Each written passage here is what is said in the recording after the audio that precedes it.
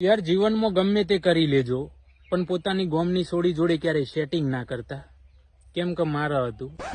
અને એ ઘોડીનીના જે દિવસ લગ્ન હતા ને એ દિવસ હું ભૂલથી ના ઘર આગળથી નીકળી ગયો. ત્યાં તો એને બાપો મન જોઈ જાય. મન કે બેટા તાર બુનના લગ્ન છે ને તું આમ બહાર ફરે તને શરમ નથી આવતી? જા ઘરમાં કંઈક હેલ્પ કરાય.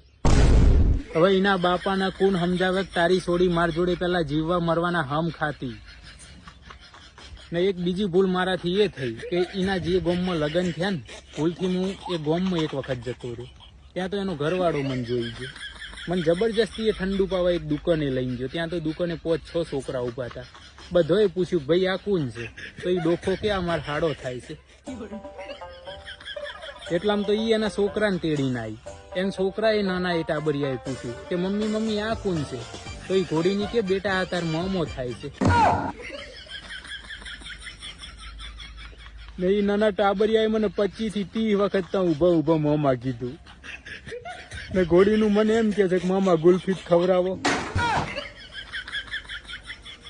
નાના દિયોર આખી જિંદગી વાંઢા રેજું, સિંગલ રેજું, પણ પોતાની ગામની સોડી જોડે સેટિંગ ના કરતા.